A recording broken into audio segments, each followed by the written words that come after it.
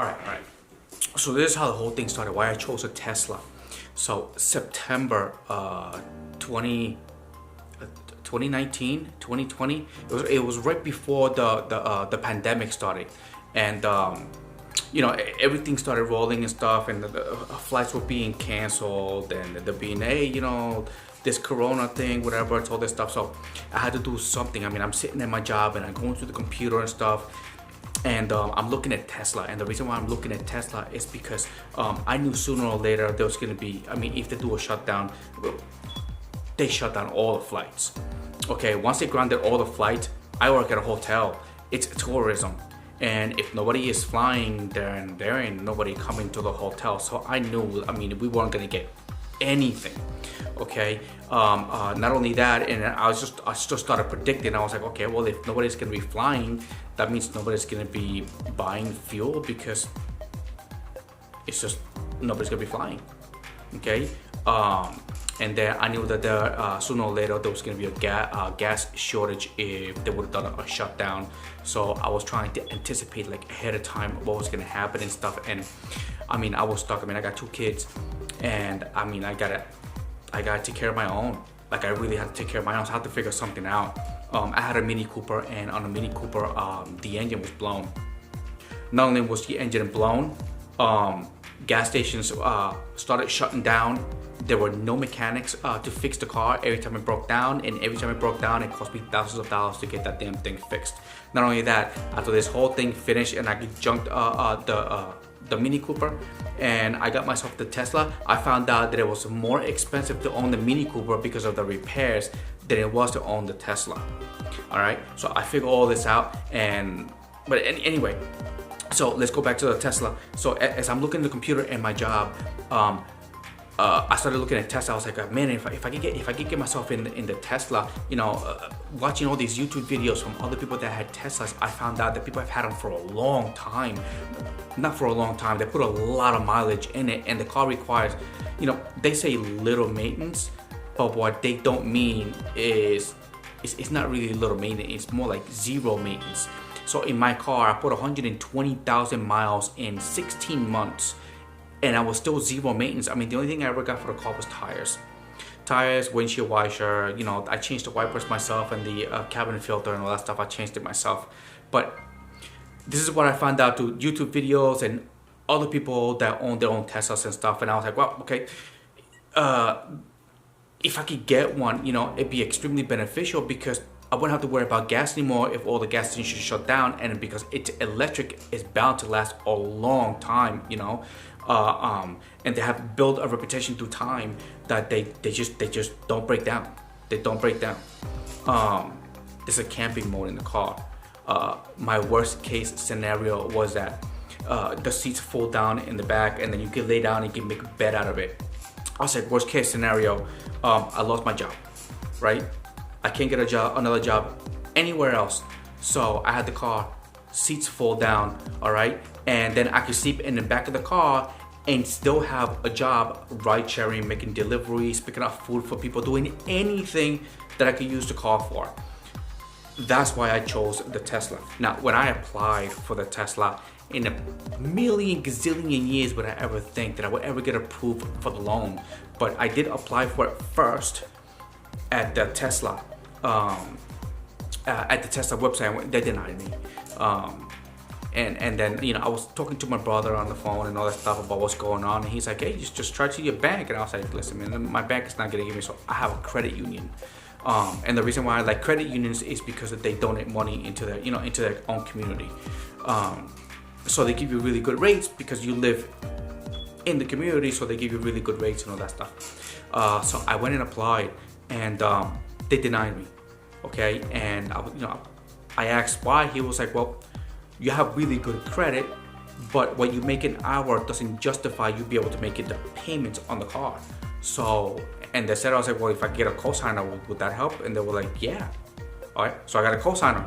So I got my significant other to cosign for me, and the next day I got approved for the loan, which was for $41,000. It's a lot. I didn't know I was gonna pay for it. Truly did not know I was gonna pay for it.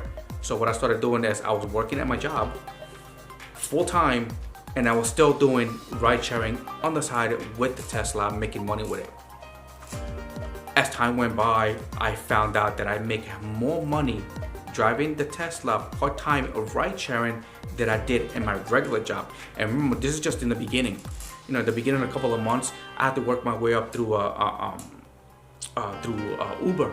You know, because in the beginning, I was only making like, I was working like 80 hours. I was working like 80 hours a week. Sometimes I would go like 20 hours straight. On my days off, I was out on the road 20 hours. Things were getting pretty bad, and I was getting really nervous, and I had to do something, you know, 'cause kids looking at me, and my wife at that time was also looking at me like, you know, like, what are we gonna do? What are we gonna do? It was bad. Also, at the moment in time, the market was crashing, and I exhausted all my funds. Like, I cashed out all my investment to be able to pay for all the bills, because I knew that through experience that they eliminated payments for a whole bunch of things. So if you let that accumulate, you know, when everything opens up and then you go back to start paying your bills and stuff, they're gonna be like, okay, well, you owe us like 23 grand because you missed payments for like a little bit over a year. So I didn't want to be one of those. Cashed out, paid all my bills on time, but I was paying everything with the money that I had invested, so I was running short. Not only that, my job was still cutting back on hours. So since I was making more money part-time with my car, okay, I quit. September was when I got the car, and October 17th was when I quit my job. Okay, now when I quit my job, I didn't know that I was gonna be doing this good with it. That's how I realized that the higher you go on Uber, then the more money you make. And that's why I started mixing. In the beginning, it was Uber and Lyft. I kept going back and forth between Uber and Lyft because I was trying to maximize everything. But oh my God, what was I? So I quit my job. I quit my job on October, and I started hitting it really hard. Sometimes I would go almost 24 hours without like resting. It's just straight 12 hours, just working. You know, and then one thing led to another, and then you know, people started asking how am I doing it and stuff, and you know, when I was at my job, a lot of the employees kept coming back into the job, and I was security, so we were the first one to see. But you know, we were told by HR to not let any employees in because they didn't want to talk to any one of them. But I knew they weren't going to be coming back because a lot of the people, they got furloughed, okay, and they're getting government pay. But I was like, government pay is not going to last forever. And then the hotel is the one that actually approves it. So all these people are coming in, and you know, families and stuff, and they're saying, hey, what's going on? I need to speak to human resources because, you know, I ran out of money, and I'm not getting any more paychecks on my bank account. And man, during that time, I was scared.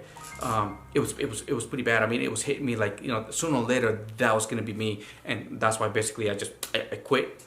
I let it go, and I just went full time. And then I designed the website. So all these people that kept asking me, I was saying, hey, listen, just go to my website, and you can find out exactly what I'm doing to let you know that you could do this. I was like, this is what's going on right now. Like, it's really happening. Ride sharing. And you know, people were making fun of me because like, hey, you know, you bought a Tesla, really expensive car and all that stuff. But I did my research. There's a lot of benefits to the cons.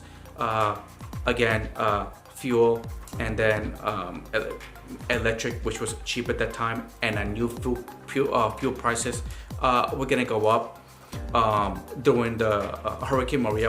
That's how I ended up here in Texas. So Hurricane Maria wiped the whole entire island out.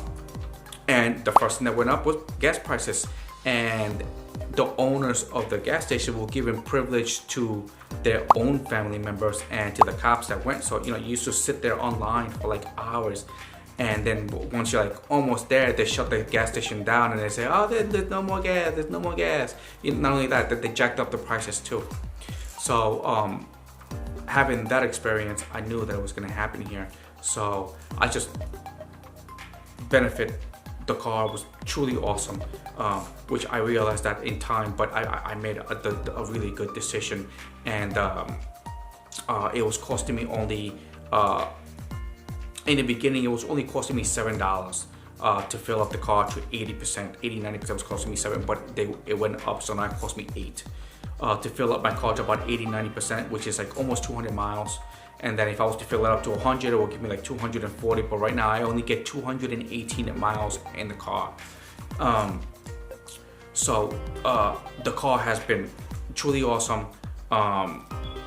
The bed, when the seats fall down and turn into a bed and stuff, the car has a camping mode, and that was like my worst case scenario. So like you hit a little button and then like everything shuts down, and then only the AC or the heat, whichever one you have on, is the one that's going, and it keeps the car at that particular temperature.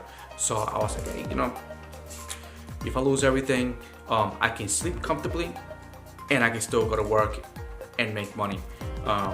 And that's why I really chose the car.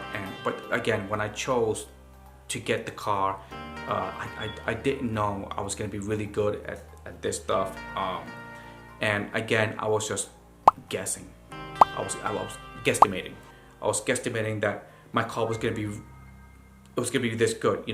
There were some flaws. I kept hearing about things, but the battery blowing up and people crashing the cars and the cars catching on fire, and the car, the batteries kind of like they go bad or something like that. But as I'm driving it through time and stuff, I found out that the reason why the batteries go bad is because people don't use them. They leave the car sitting there for such a long time, and the car is meant to be, the battery is meant to be charged and discharged, charged and discharged. And I have charged over, I don't know, twice a day, 7 days a week for 16 months. That's like over 700 times of supercharging, and I still didn't need a battery. So these are all the benefits that I realized after, but I kind of knew these things because I researched them before I even got the car.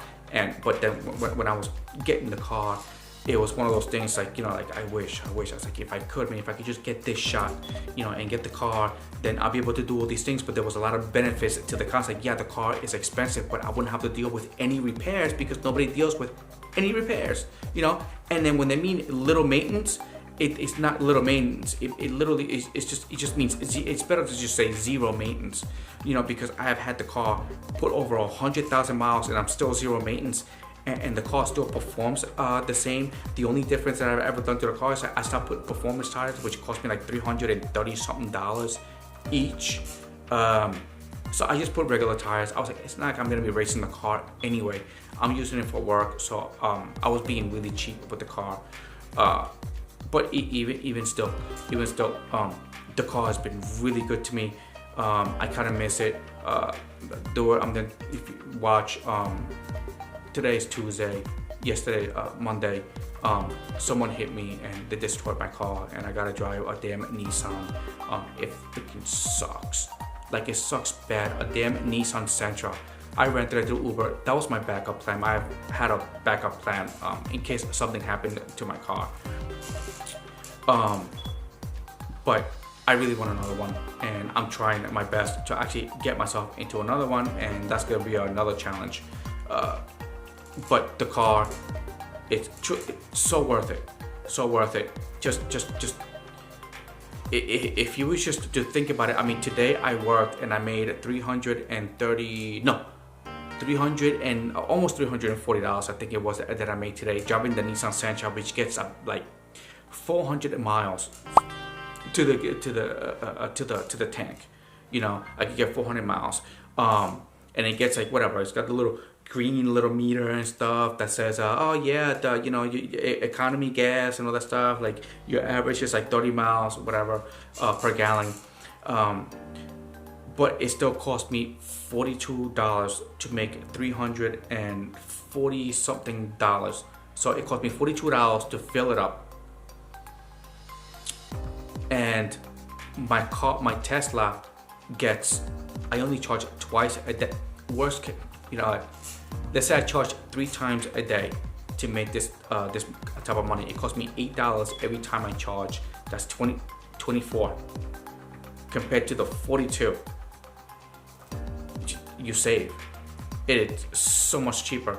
Not only that, no oil changes, no hoses, no radiator fluid, no belts, spark plugs, okay, all the wiring and stuff. I mean, if you ever do get a Tesla and you like pop the hood, it's just a space.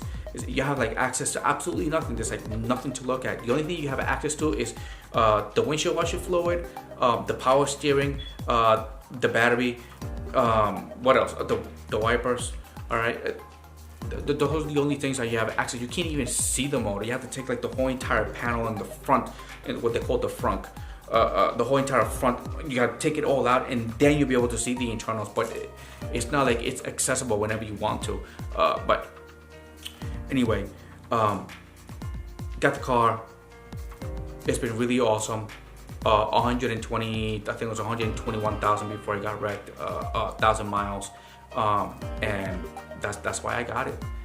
That's why I got the Tesla. It was like a worst case scenario, man. If I lost everything, I could still sleep comfortably in the car, okay, and make money and not fall asleep behind the wheel. Not only that, I even thought of even worst case scenario. I can literally just like at night, I can sneak in someone's house and I can just plug it into their wall, so I can charge the car. Assuming that I couldn't use my car with Tesla. I was really planning ahead, and it worked out. It really worked out, and that's why I got the Tesla. You need to get a Tesla. See what I mean? Oh man, there's nobody ever advertises this. Tesla does not advertise Tesla. Okay, it's because he lets people just word of mouth. People believe that the Tesla are expensive. I was like, well, yeah, it depends. It's like, how much money would you have spent on oil changes? Okay. Oh, tire rotations. They last longer because the battery's on the bottom of the car, so the car is balanced. So the front tires don't wear out as fast as the ones in the back because you don't have the weight of the engine in the front of the car. So you don't have to worry about that anymore. So the tire rotations, they're not as common. So what I did was I put a size wider in the back of my car, and I kept the same size in the front. So I think that my backs are 245s and my fronts are 235s or 230. I don't know, something like that. So, but my fronts are thinner, and the ones in the back are wider. And now my front ones are wearing out at the same rate as my rear ones. So now when I went to do a tire rotation, well, I couldn't do a tire rotation anywhere, but I checked the thickness of the tires, and they're all measured 5. So now I don't need to do tire rotations. Now when I switch the tires, now I just buy all 4, so that I don't have to do tire rotations. So because my front ones are not wearing out, they're all wearing out at the same time. So I earn money that way, but I found that out by accident. So anyway, yeah, just get a damn Tesla. I don't know what the hell you guys are waiting for. Just get the car, okay, drive it around, okay. You can rent it through Uber. You can rent a car through Uber and just drive it around. Just make sure you follow the strategies, okay. Dedicate yourself to doing it early in the morning, okay, until late at night. I don't like working the overnights because on the overnights you get a lot of stupid people, and you don't want to be driving stupid people in a Tesla, because if they ruin it, then you're gonna lose it, because it's gonna be, you have to bring it in and for repairs and all that stuff, and it kind of sucks. So me, we driving the Nissan. I walk away from the Nissan, because in the Tesla, if you walk away from the car, it locks and unlocks because it's all hooked up to your phone, right, through Bluetooth. So I could be in here and I can unlock my car. I could turn the AC on or the heat on. I can unlock it and all that stuff. I keep doing this stuff to the Nissan. So I'll go somewhere and I'll just walk away from the car and I'll leave the keys in the car on it and all that stuff with all my stuff in it. I was like, dude, some homeless guy just walks by, sees all my stuff in there, he just jumps in the car and just takes it. Bad habits that you build when you have a Tesla that you can't really do on regular cars. That's why once you go Tesla, you'll never go back. And this sucks. I really need another one. I miss my baby. All right, get a Tesla. It is well worth it, but you have to try one to see what I'm talking about and what everybody else talks about. Once you get used to it, you ain't never going back. let's keep making this money.